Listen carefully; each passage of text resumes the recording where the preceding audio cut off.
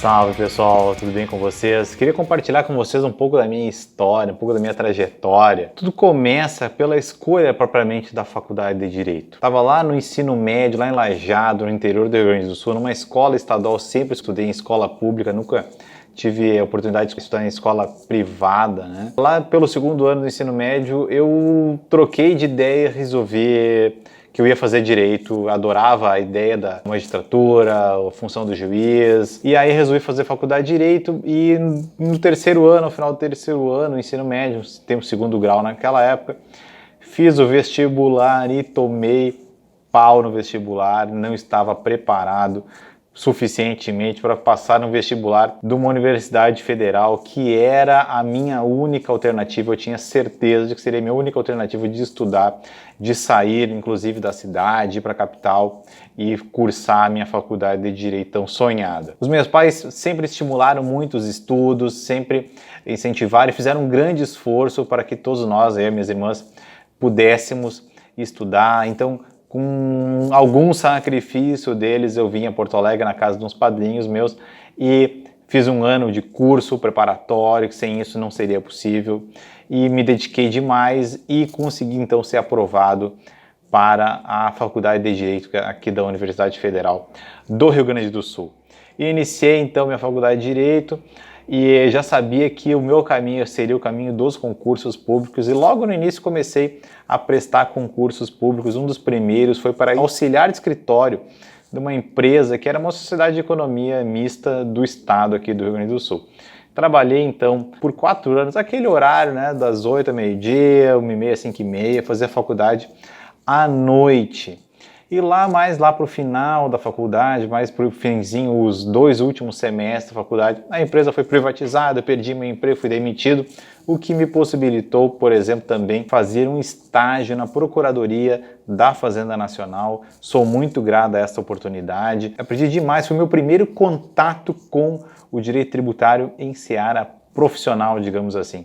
Mas eu sabia que terminando a faculdade de Direito, o meu grande sonho era prestar o concurso para a magistratura, que é um concurso extremamente difícil, muito exigente, não só em termos de conhecimento, mas também em investimentos financeiros e em tempo necessário para estudar, eventualmente viajar para prestar prova. Eu sabia que eu precisava ter condições para dar este salto, então eu sabia que eu precisava ter uma outra função, um outro cargo, uma outra condição profissional que pudesse me proporcionar dar esse salto de qualidade nos estudos, na preparação para o concurso. Daí eu comecei a prestar concurso para vários cargos de nível intermediário, cargos médios, do MP estadual, do Tribunal de Justiça aqui do nosso estado. E eu cheguei lá a ser aprovado num concurso para oficial de justiça aqui do TJRS e levou demorados 3 anos até eu conseguir ser chamado para esta função. Até eu ser chamado, eu terminei minha faculdade, fiz exame de ordem,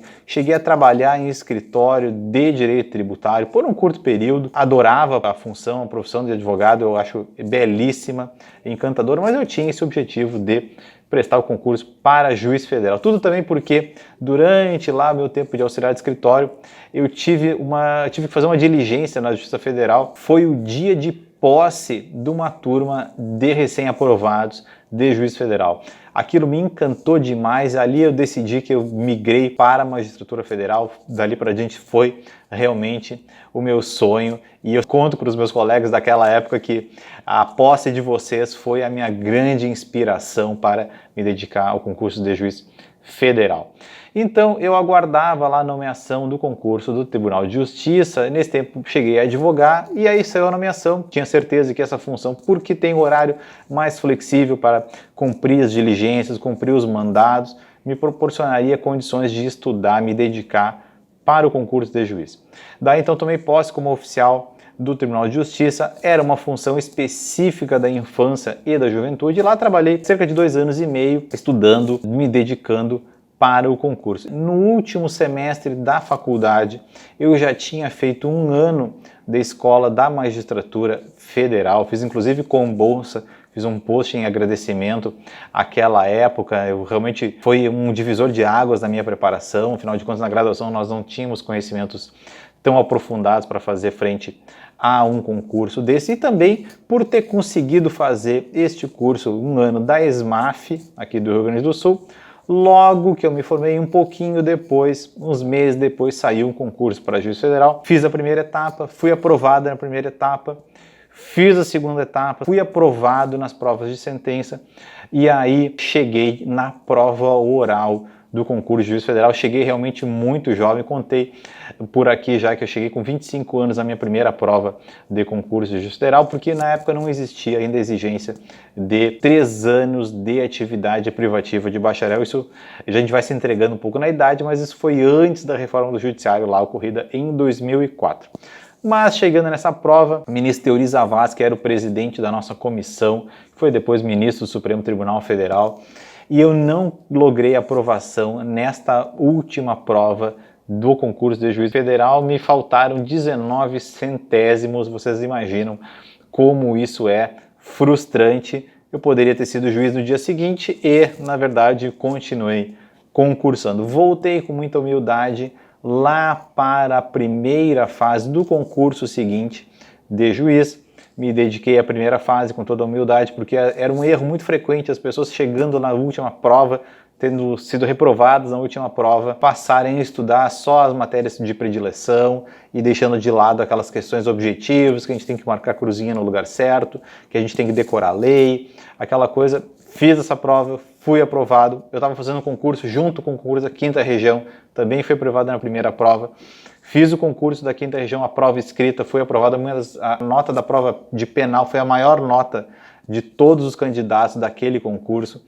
Fiz o concurso aqui da 4ª Região, fui aprovado nas provas escritas. Nesse meio tempo, eu fiz concurso para delegado federal e fui iniciar a Academia da Polícia Federal em Brasília e fiz então a prova oral do nosso último concurso, que eu participei de juiz federal, e fui aprovado em 5º lugar aqui na 4ª Região. Deixei de lado o concurso para delegado federal, deixei de lado o concurso da 5ª Região, não fiz as últimas provas de lá porque já tinha sido aprovado aqui na 4ª Região. Logo lá no início da carreira, imediatamente no momento da posse, eu já tinha muito desejo de trabalhar com direito tributário. Eu achava uma matéria extremamente nobre, extremamente importante. Eu tinha uma predileção e ia muito bem nessas matérias e queria muito trabalhar especialmente em execuções fiscais. Daí que iniciei minha carreira no interior, trabalhei em vara civil, fiz mutirão, mas muito rapidamente tive a graça de conseguir uma remoção para uma vara de execuções fiscais aqui na capital. É uma vara de excelente trabalho, é fantástica a unidade, adoro a matéria, nunca saí de lá, já são 18 anos trabalhando nesta matéria, só que lá no início nem tudo eram flores, muito embora se trabalhasse muito com direito tributário, constitucional, administrativo, processo, mas o foco principal era o tributário, muito embora o requinte do tributário, digamos assim, a execução sempre foi tratada como uma espécie de cobrança, um tipo de jurisdição que não tinha um grande interesse, não tinha, digamos assim, uma dignidade, uma nobreza, assim como outros setores, outras competências, como o civil ou como o criminal.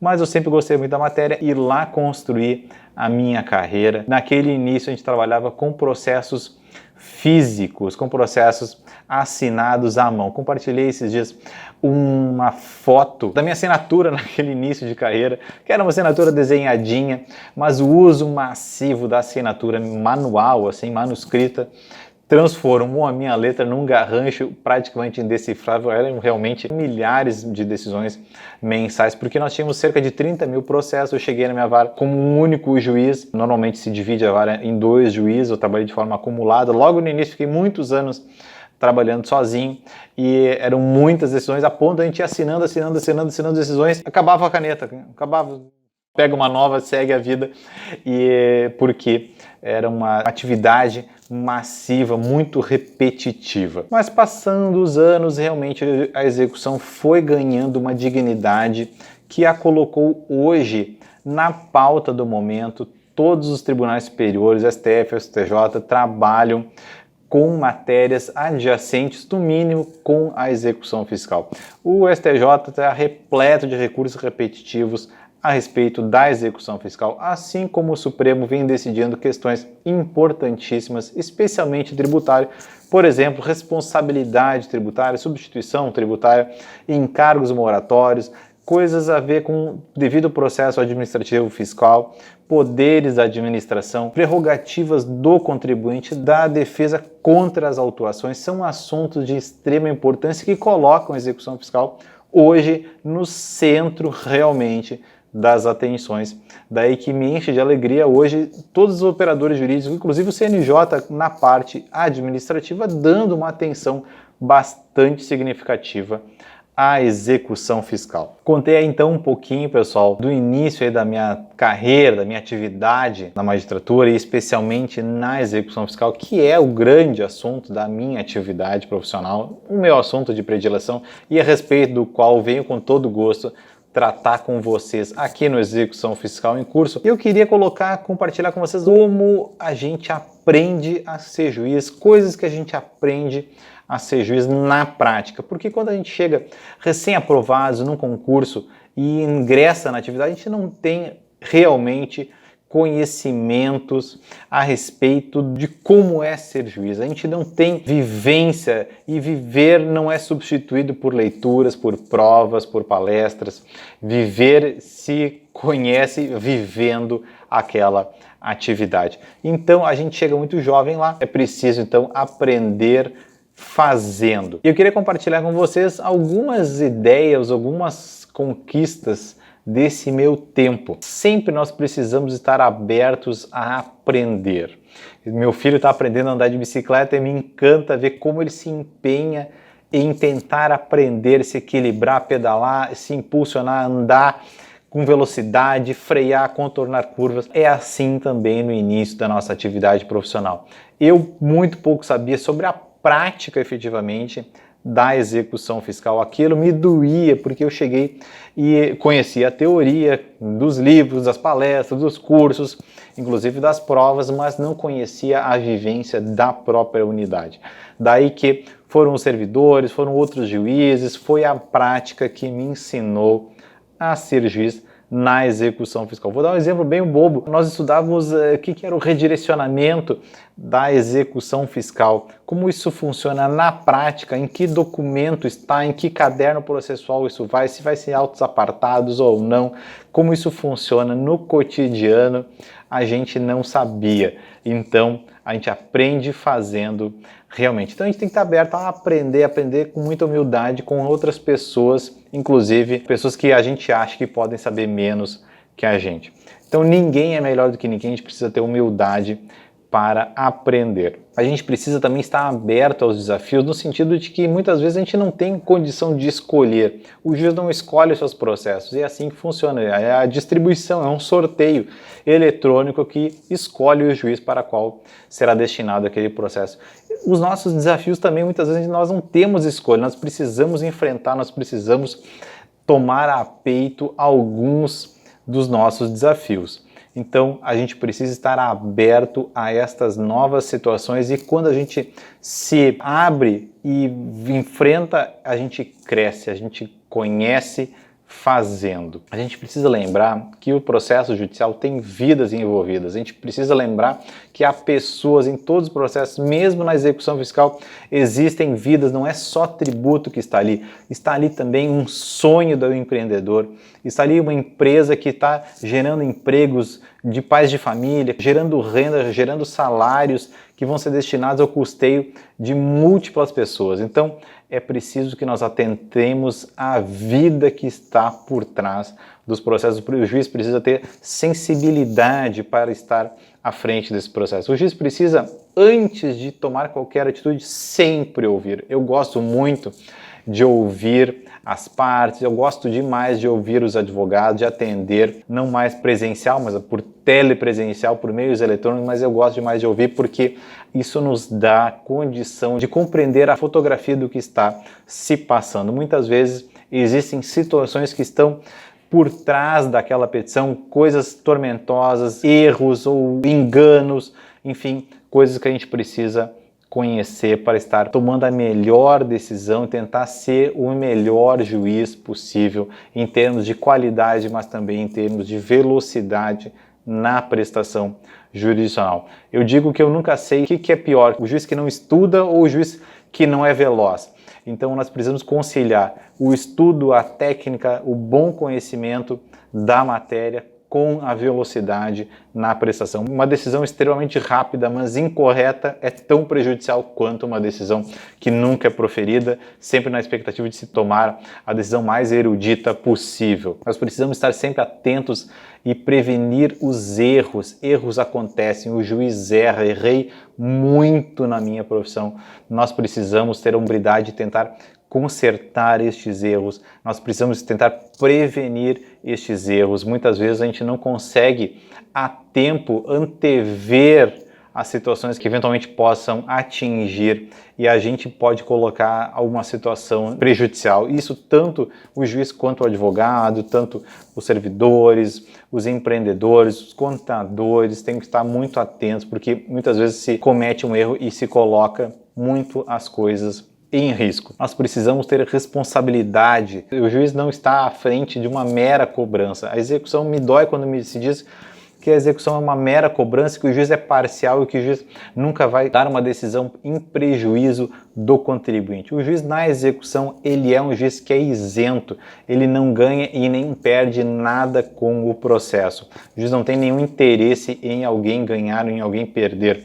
O juiz conduz o processo da forma com os olhos na Constituição, nos códigos e nas leis. É assim que a gente jura no momento da posse, cumprir e fazer cumprir a Constituição e as leis da República. Essa é a nossa missão, é isso que o juiz federal pratica na sua jurisdição. Execução fiscal é sim prestação jurisdicional, é sim dizer o direito e antes de meramente dizer o direito, nós efetivamos o direito. Pode ser o direito do credor e também, por que não, o direito do apontado devedor de ter uma resposta do Estado juiz que reconheça o seu direito, muitas vezes, a uma isenção, a algo que impeça aquela cobrança, o reconhecimento de uma situação jurídica que iniba o Estado de promover aquela execução fiscal. Certo, pessoal? Eu queria deixar um muito obrigado aí por vocês estarem acompanhando a Execução Fiscal em Curso. Nós temos conteúdos sempre autorais, repercutindo, evidentemente, a jurisprudência, especialmente dos tribunais superiores, colocando sempre conhecimentos que possam ser úteis a toda a comunidade interessada nas execuções fiscais.